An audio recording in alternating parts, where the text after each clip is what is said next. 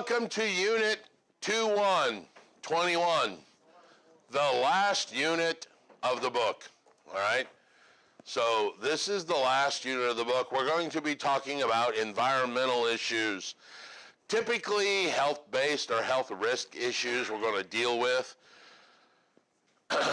Most of you are not, I say most, I would venture to say 99.9% of you are not versed in the environmental world, and this will become a pat answer for you. Your job, once again, like we talked about last unit, your job is to make sure that your client does not get harmed. You have to exercise skill and care. So it is entirely possible that this entire chapter can be summed up by saying 2 words or 3 words. Let's call somebody. All right? You are not going to be the environmental person. They're going to go, well, we think there could be PCBs in this. You're going to go, time out. That's a word I remember from environmental. Not sure what polychlorinated biphenyls look like, but I think we better call an environmental company. You have probably done the fullest extent of your job. You're not supposed to tell them, oh, well, that's a high dielectric oil that can handle high temperature and we can mitigate it. No. Let's call somebody. I've done my job. I have told you that you need to call an environmental expert. That is the extent of my protection to you. So we're going to talk about how those are. We are going to cover some of the substances just so that you understand them, as well as the regulatory laws and agencies. We're going to identify 5 or 6 or 7 different environmental issues, so at least you can say at some point, yes, I have talked about these or I've heard about them, and I understand that is an issue. We're also going to talk about groundwater and how groundwater is involved. We're going to talk about underground storage tanks and what tanks are actually included, what tanks are excluded. We're going to talk about landfills and waste disposal sites. We're going to talk about 2 or 3 of the big environmental EPA laws and rules that were put in place to protect the people and public. And then we're actually going to talk about your responsibilities to your client for the environmental world. Now, the real cool thing is, if you look on page 402 in your book, is a little picture of a house that's got all of these environmental issues involved in it. You can kind of see where they're at and where they would come from. I think I've sold this house 2 or 3 times. All right? There are many different places that these houses can exist. So let's talk about some of the substances that we are going to talk about. The first one and the main one that we want to cover is asbestos. Asbestos. Now, I can either make this chapter long and boring or short and sweet. Which would you guys prefer? I have never heard anybody say long and boring. Everybody opts for the short and sweet. It's the way I sell it. We could talk about the pathology and the biology and the physics and all of that. No? Okay. Too bad. Asbestos. Do you guys know asbestos is a rock? It's actually a rock, and there are 3 types of asbestos, but we're not going to get into that. What we will talk about is asbestos is heat resistant. Very heat resistant, as in asbestos suits, asbestos brakes, asbestos cooking gloves, all kinds of stuff where heat was involved when we first found how that asbestos can be woven, even though it's a rock, into material that would protect us from heat. Fire suits, mittens for grilling were asbestos, brakes. Matter of fact, the company now that makes them is called Raybestos, which is a play on the word asbestos, all right? Because they would handle the heat of the brake clamping down on the tire, because asbestos is a very heat retardant product. It was so good, it's actually sprayed as part of the fire code in some buildings. Think about that. When they found this, they're like, hey, this is good stuff. Let's put it in the fire code and make sure we spray all the buildings with it. And then 20 years later, we're like, nope. I've heard rumors that the Sears building is sprayed with asbestos on the beams so that if it catches fire, it's fire resistant, all right? Now, the problem with asbestos is that it gets into the blood, or not blood, gets into the breathing zone, and you inhale it, and it wraps around the alveoli of your lung. And it mimics what most people think of emphysema. Have you seen those people that smoke a lot and they wear the cannula around so they have the oxygen on them all the time? Because their lungs aren't functioning correctly, they don't take in the right percentage, so they give them a higher dose of oxygen. That's what happens with asbestos. All right? It's called mesothelioma. If you guys have seen that on late night attorneys. If you or a loved one has died from exposure to asbestos. Steve Mcqueen died this way. You guys even know who Steve Mcqueen is?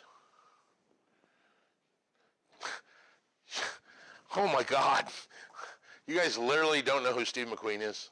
The actor, The Getaway, The Great Escape. You know who, okay. He actually went to Beech Grove High School. He's from just 8 miles north of here. All right, long story short, doesn't matter. So the problem is you do not want to get it in your breathing zone because it is what we call friable. Friable. These ceiling tiles are friable. Friable means you can crush it into a powder real easy. And when that happens, it becomes airborne. And when it becomes airborne, you inhale it. So the trick is to not inhale it by not making it airborne, by not crushing it. So the key way to handle asbestos is what they call encapsulation. Cover it up. Don't move it. Common areas of asbestos, that fluff around pipe wraps. Insulation, it's a good insulator. Matter of fact, John's Manville used to spray in houses in the attic as insulation. Cost them their company. Now they're back, whole new thing. Old buildings have insulation. Don't move that insulation. Don't rip it off and just put new stuff around it. All right? Those old black and white kitchen tiles in the 50s and 60s, you guys seen them? You know, the square black and white kitchen tiles? Those had asbestos. The mastic, which is the glue that held it to the ground, that fiber that bonded that glue was asbestos. So what you don't want to do is try and chisel that floor up, because what you're doing, because it's friable, is making it airborne, and then you're breathing it in. So you just pour a new floor right on top of it. Pour the polyurethane right on top of it. Put the carpet right on top of it. There are asbestos shingles that were on the outside of the house. Don't take them off. Put the new vinyl siding right over the top of it. Encapsulation is the key to asbestos. You just want to cover it up and seal it off without breaking it so that it doesn't get in your breathing zone. You know Fred Treadway? That's how he made all his money. SSI, Specialty Service. They're the ones that invented those. You guys ever seen where they put the tent over the house and the big suits on? That's called negative pressure, so that as they're breaking it up, it's sucking it out real quick. Guy here in Indy is the one that invented that. Treadway. Yeah. And his son was IndyCar racer, Jeff. Rick, yeah, same thing. Yeah, Ricky Bobby, Billy Bob Jeff, I don't know, was one of them. Rick. But I could never say that. Treadway Racing. Treadway Racing.